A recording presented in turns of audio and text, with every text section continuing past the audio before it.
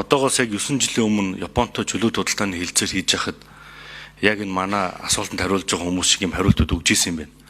Би нөө протоколуудыг бүгдийг авч уншсан. Япон бол өөрөө дэлхийд 3 дахь том зах зээлээ. Бид нар ийм том зах зээл нэгж байгаа нь бол монголчуудад баг одоо олж байгаа ховор завшаа. Бид нар өнөөс оцорж болохгүй. Нэгэнт одоо Японы ийм өндөр аж үйлдвэр өндөр технологитой ийм улстай хамтын ажиллагааны гэрээ чөлөө судалгааны гэрээ байгуулснаар манай компаниудын дэлхийд өрсөлдөх чадвар өсөлж Японд экспорт гарганаа. Жилийн дараа Японоос оруулж байгаа хөрөнгө оруулалт 400 сая доллар хүрнэ манай бүтээгдэхүүн бүгд Японы зах зээлд гарнаа гэдэг ингээд энэ өөрөө 28 утасны протокол байна. Тэгээ эндээс нэгэн ч хэрэгжээгүй. Юу нь хэрэгжсэн бэ гэвэл манай стандарт яг хэвээрээ байгаад Японы стандарт хүрч чадаагүй. Буюу манайх экспорт хийж чадаагүй. Эсвэргээрээ Японоос импортлж байгаа бэлэн мөнгө одоо Японоос импортлж байгаа хэмжээ 1.8 тэрбум доллар болтлоо өссөн. Бид нар 40 эдгээр сая доллар экспорт хийдэг хэвээрээ. Тэгэхээр ингээд чөлөө судалгааны хэлцээрийг бид нар ингэж их сайн харах ёстой юм шиг байна. Сая энэ гадаад явнасаа юу гэсэн бэ? Стратегийн бүтээгдэхүүн болон стратегийн бүтээгдэхүүнийг тарифаас асуулаад тариф тогтоосон гэсэн үү? ARP стратегийн бүтээгдэхүүн юм уу? Өндөө чи ARP дарс гэж бичсэн биш. 25 хүртэлгээд. Би бас энийг ойлгосонгүй. Тэгээ одоо бид нар Японы стандартаар хангаж байгаа нэгж бүтээгдэхүүн байхгүй бид нар энэ чөлөө судалгааны хэлцээрт орцсон хэвээрээ л баг. Өнөөдрийг хүртэл энэ 9 жилийн өмнө их хурлын гишүүдийн ярьсан сайхан юм нэгж биелээгүй. 76 гишүүнээс 53 нь хуралд ороод 49-оор баталсан юм байна. 92.5%. Тэгээ өнөөдөр энэ нэгэн ч хэрэгжээгүй. Хэрэгжээгүй шалтгаан бид нар бэлэн биш байсан байхгүй. Эхлээд зах зээлээр нийт хүн байна. Эхлээд өөрсдийнхөө үйлдвэрлэлийг бэлэн болгох юм байна. Тэр зах стандартын хэвлэлд үйлдвэр чаддаг болгох юм байна. Тэгжиж бүтээгдэхүүн нийлүүлдэг юм байна л та. Тэгээд дахиад нэг жишээ хэлэхэд одоо ганцхан жилийн өмнө монголчууд импортын гурилыг багасгаад бид нар хямд гурил иднэ гэсэн тухайн ханшнаасаа одоо гурил жишээ нь хамгийн багадаа 152 төгрөгөөр хамгийн ихдээ 232 төгрөг килограмм туттай өссөн байна. Орос гурил 40-60 төгрөгөөр килограмм туттай өссөн байна. Тэгээ бид нар импортын татваргүй бараа бүтээгдэхүүн өсөд тоход чөлөө тэлтааны хэлцээд орох энэ бараа бүтээгдэхүүнд өсөхгүй гэдэг баталгаа байгаа юу?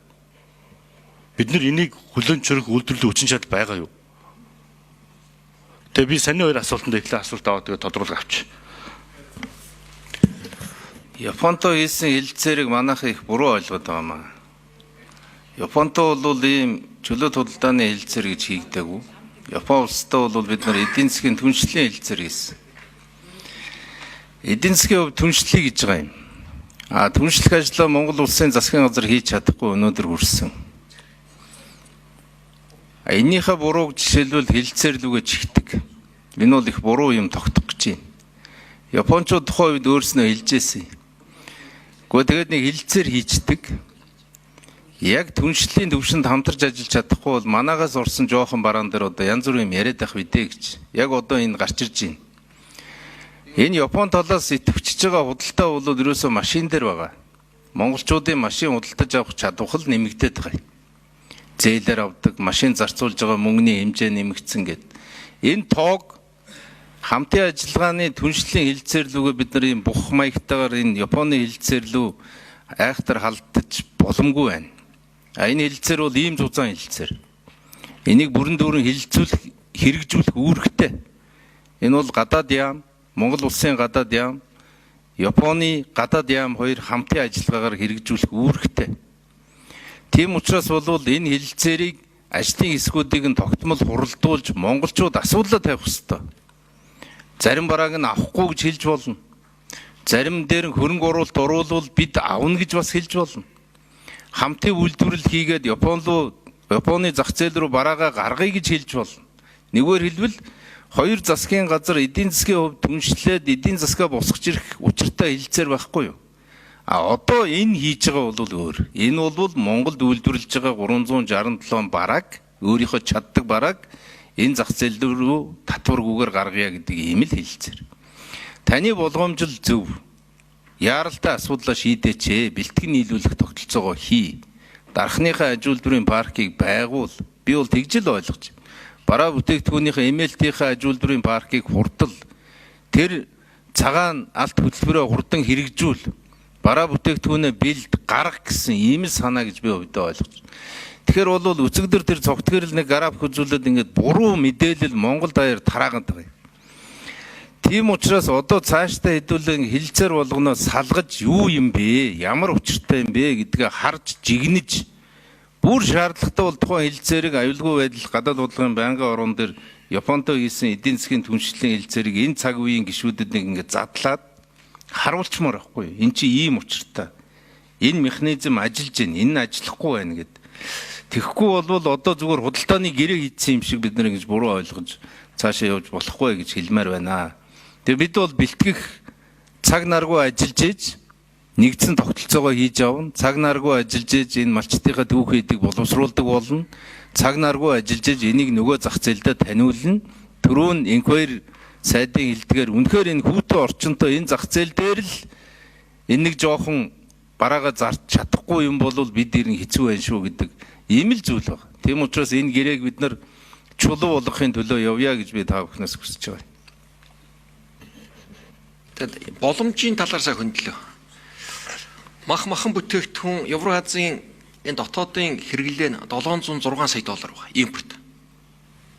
Бид дөнгөж $5.8 сая экспорттой. Тэгэхээр энэ манай 50% татвартай байгаа шүү дээ. Үхрийн мах гэдэлцтэй. Энэ тэглээд ирнэ. Тэгэхээр бид нар мал имлэг энэ биокомбинатын бодлогыг жоохон сайжруулаад энэ $700 сая махны импорт орон зай дээр бид оролцох болцоод. 29 төрлийн махан бүтээгдэхүүн орно. Манай. За арь ширэн дээр 61 төрлийн бараа орон татваргүй. 6.9 тэрбум долларын зах зээл байгаа. Евразийн холбооны орнуудын импорт. Бид нар $0.5 сая экспорт байгаа арь ширэн дээр. 6 тэрбумын орон зайлууд бид өрсөлдөнө л гэсэн үг. Ноос ноолуур дээр манай 204 төрлийн ноос ноолуурын бүтээгдэхүүн орон татваргүй орно. $7.5 тэрбум зах зээл импорт байна. Бид 6.6 саятай байгаа одоо.